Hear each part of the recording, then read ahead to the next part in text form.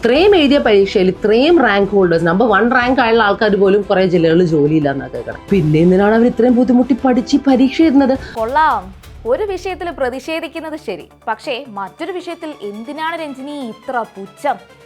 നീതിക്ക് വിഷയമനുസരിച്ച് നിറം മാറാൻ പാടുണ്ടോ?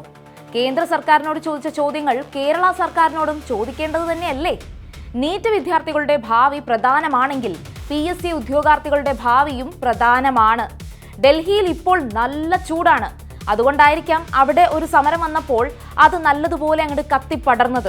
ജന്തർ മന്ദറിൽ തുടങ്ങി സോഷ്യൽ മീഡിയയിലേക്ക് പടർന്ന് രാഷ്ട്രീയത്തിലേക്ക് കയറി ഒടുവിൽ കേന്ദ്ര വിദ്യാഭ്യാസ മന്ത്രി ധർമ്മേന്ദ്ര പ്രധാന്റെ പ്രാധാന്യം വരെ ചോദ്യം ചെയ്യുന്ന തരത്തിലേക്ക് കാര്യങ്ങൾ എത്തി.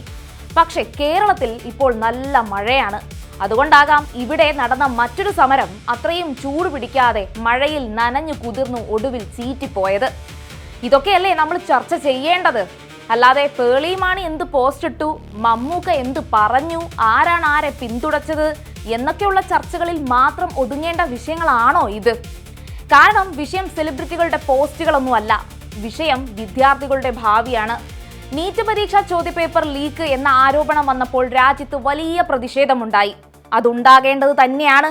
കാരണം നീറ്റ് എന്നത് ലക്ഷക്കണക്കിന് വിദ്യാർത്ഥികളുടെ ഭാവി നിർണ്ണയിക്കുന്ന പരീക്ഷ തന്നെയാണ്. ഒരു കുട്ടി വർഷങ്ങളോളം പഠിക്കുന്നു, ഒരു കുടുംബം വർഷങ്ങളോളം പ്രതീക്ഷ വെക്കുന്നു. അങ്ങനെയുള്ള ഒരു പരീക്ഷയിൽ കള്ളത്തരങ്ങൾ നടന്നാൽ ചോദ്യങ്ങൾ ചോദിക്കണം. അത് തന്നെയാണ് ഡൽഹിയിൽ നടന്നതും. അതിനെ പിന്തുണയ്ക്കാൻ കേരളത്തിൽ നിന്നും ആളുകൾ പോയി. രഞ്ജിനി ഹരിദാസ് നേരിട്ട് പോയതും അവിടെ നടത്തിയ പ്രവർത്തനങ്ങളുമെല്ലാം നമ്മൾ സമൂഹ മാധ്യമങ്ങളിൽ വൈറലായിട്ട് കണ്ടതാണ്. പേളി സോഷ്യൽ മീഡിയയിൽ പ്രതികരിച്ചു. പക്ഷേ അത് വൈറലായത് അങ്ങ് ബഹിരാകാശത്തോട്ടായിരുന്നു. പേളി ഇതുവരെ തിരിച്ചൊന്നും വന്നിട്ടില്ലെന്നാണ് പറയുന്നത്.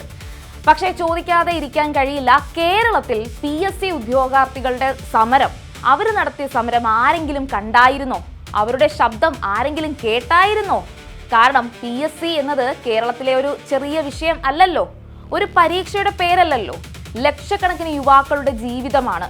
രാവിലെ മുതൽ രാത്രി വരെ പഠിക്കുന്നവർ, വർഷങ്ങളോളം പ്രായപരിധിക്കുള്ളിൽ ഒരവസരത്തിനായിട്ട് കാത്തു നിൽക്കുന്നവർ, ഒരു റാങ്ക് ലിസ്റ്റിൽ പേര് വരാൻ കാത്തിരിക്കുന്നവർ, റാങ്ക് ലിസ്റ്റിൽ വരെ ഇടം പിടിച്ചിട്ടും ജോലിയാകാതെ വീണ്ടും പരീക്ഷകൾ തുടരെ എഴുതുന്നവർ. ഒരു സ്ഥിര വരുമാനം എന്ന രീതിയിൽ ഇന്ന് കേരളത്തിൽ ആകെയുള്ള ഒരു തൊഴിലെന്ന് പറയുന്നത് സർക്കാർ ജോലി തന്നെയാണ്. അപ്പോൾ രഞ്ജിനി കളിയാക്കിയതുപോലെ ഈ PSC ഉദ്യോഗാർത്ഥികളെ അങ്ങോട്ട് പരിഹസിക്കുന്നത് അത് എത്ര കണ്ട് ശരിയാണ്? ഇപ്പോൾ സെക്രട്ടേറിയറ്റ് നടയിൽ സമരം ചെയ്യുന്നത് പ്രധാനമായും LPST, അതായത് lower primary school teacher rank holders ആണ്. 2025 ഒക്ടോബറിൽ പ്രസിദ്ധീകരിച്ച റാങ്ക് ലിസ്റ്റ് ഇന്നിതുവരെ വെറും 2 പേർക്ക് മാത്രമാണ് നിയമനം കിട്ടിയത്. 2 പേർ. പല ജില്ലകളിലും 1ാം റാങ്കുകാർക്ക് പോലും ഇതുവരെയും നിയമനം ലഭിച്ചിട്ടില്ല. ഇന്നിത് 24ാം ദിവസമാണ് ഈ സമരം തുടങ്ങുന്നത്. 24 ദിവസം. സമരസമിതിയുടെ സെക്രട്ടറി വളർമതി എന്ന യുവതി ജലപാനം പോലും ഉപേക്ഷിച്ചാണ് ഈ സമരം ചെയ്യുന്നത്, വെള്ളം പോലും കുടിക്കാതെ. ഈ സമരക്കാർ തന്നെ പറയുന്നത് CJP മാതൃകയിൽ സമരം ചെയ്യുന്നു എന്നാണ്. അതായത് ഡൽഹിയിൽ ജെൻസി സമര മാതൃക നോക്കിയാണ് ഇവരും ഇറങ്ങിയത്. പക്ഷേ ഇവിടെ ഇഴഞ്ഞു കയറുന്ന പാറ്റകളുടെ ഹാഷ്ടാഗ് ഒന്നും കേരളത്തിൽ ഉണ്ടായില്ല. താരസന്തതികളുടെയോ അഭ്രപാളി താരങ്ങളുടെയോ ഒന്നും പിന്തുണയും ആദ്യം കണ്ടില്ല. ക്രൈംബ്രാഞ്ച് അന്വേഷണത്തിൽ ഒരു കാര്യം കൂടി പുറത്തു വന്നു. മൂല്യനിർണയത്തിൽ ക്രമക്കേട് നടന്നു എന്ന്. ഒരു നിർദ്ദിഷ്ട സ്ഥാനാർത്ഥിക്ക് ഗുണകരമാകുന്ന വിധത്തിൽ ഉത്തരങ്ങൾ മൂല്യനിർണയം ചെയ്യാതെ വിട്ടു എന്ന ആരോപണം. ഈ വാർത്ത പോലും നിസ്സാരമായി കേരളം വായിച്ചു കളഞ്ഞു. ആസൂത്രണ ബോർഡ് നിയമനവുമായി ബന്ധപ്പെട്ട അന്വേഷണത്തിൽ ഇടത് നേതാവിന് നിയമനം ലഭിക്കാൻ PSC ഉദ്യോഗതലത്തിൽ നടത്തിയ ആസൂത്രിത ഇടപെടൽ. 1ാം റാങ്കുകാരനായ ഇടത് അനുഭാവിയായ നേതാവിന് റാങ്ക് പട്ടികയിൽ ഇടം ലഭിക്കാൻ രാഷ്ട്രീയ ഇടപെടലിന് ഉദ്യോഗസ്ഥർ ബോധപൂർവം ശ്രമിച്ചു എന്ന വിവരങ്ങളാണ് SITക്ക് ലഭിച്ചത്. ഇത് വെറും ആരോപണങ്ങളൊന്നും അല്ല, അന്വേഷണത്തിൽ സ്ഥിരീകരിക്കപ്പെട്ടിട്ടുള്ള കണ്ടെത്തലുകൾ തന്നെയാണ്. എന്നിട്ടും ഇതൊരു ദേശീയ തലക്കെട്ടായിട്ട് നമ്മൾ കണ്ടില്ല. നീറ്റ് പരീക്ഷയിൽ ചോദ്യപേപ്പർ ലീക്ക് ആരോപണം വന്നാൽ അത് തെറ്റാണ്, അതിൽ സംശയമൊന്നുമില്ല. പക്ഷെ PSC പരീക്ഷകളിൽ സുതാര്യതയെക്കുറിച്ച് ചോദ്യങ്ങൾ ഉയർന്നാൽ അതും തെറ്റല്ലേ? പരീക്ഷയുടെ വിശ്വാസ്യത നഷ്ടപ്പെടുന്നത് എവിടെയായാലും അത് പ്രശ്നമല്ലേ?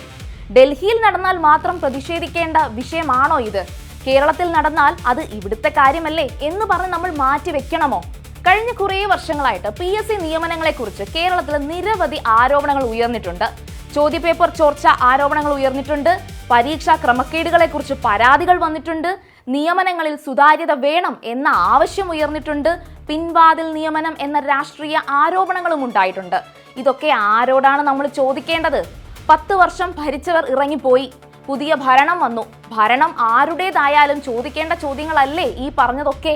PSC ഉദ്യോഗാർത്ഥികൾ സമരം ചെയ്തപ്പോൾ അവരുടെ പ്രതിഷേധം എത്ര കടുത്തതായിരുന്നു എന്ന് നമ്മളൊന്ന് ഓർക്കണം. മണ്ണ് വാരി തിന്നുന്ന രീതിയിൽ വരെ അവർ പ്രതിഷേധിച്ചു. ഉപ്പ് കല്ലിൽ മുട്ടുകുത്തി ഇരുന്നിട്ടും അവർ പ്രതിഷേധിച്ചു.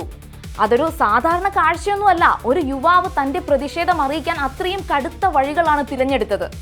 ഇത് കേൾക്കേണ്ട ബാധ്യത നമ്മുടെ സമൂഹത്തിന് ഇല്ലേ? അതോ ഡൽഹിയിലെ ചൂടിൽ സമരം ചെയ്തപ്പോൾ മാത്രമാണോ രാജ്യം അത് കണ്ടത്? കേരളത്തിൽ മഴയിൽ സമരം ചെയ്തപ്പോൾ അത് നനഞ്ഞുപോയോ? ഇനി നിങ്ങളുടെ അഭിപ്രായം എന്താണ്? നീറ്റ് വിഷയത്തിലുണ്ടായ ആ ഒരു പ്രതിഷേധം അതേപോലെ തന്നെ PSC വിഷയത്തിൽ ഇത് ചർച്ചയാകേണ്ടേ? അതോ PSC എപ്പോഴും വരുന്നതല്ലേ, എന്നെങ്കിലും ഒക്കെ ലിസ്റ്റിൽ നിങ്ങൾക്ക് വരും, ആ റാങ്ക് ലിസ്റ്റിൽ നിന്ന് എന്നെങ്കിലും നിങ്ങൾക്കൊരു ജോലി കിട്ടും എന്നാണോ? മംഗളം TV ഓപ്പൺ ടോക്ക് ഓപ്പണായി തന്നെ ചോദിക്കുകയാണ്. നിങ്ങൾക്കും പറയാം ഓപ്പണായി തന്നെ. ഒപ്പം ചാനൽ കൂടി ഒന്ന് സബ്സ്ക്രൈബ് ചെയ്തേക്കുക.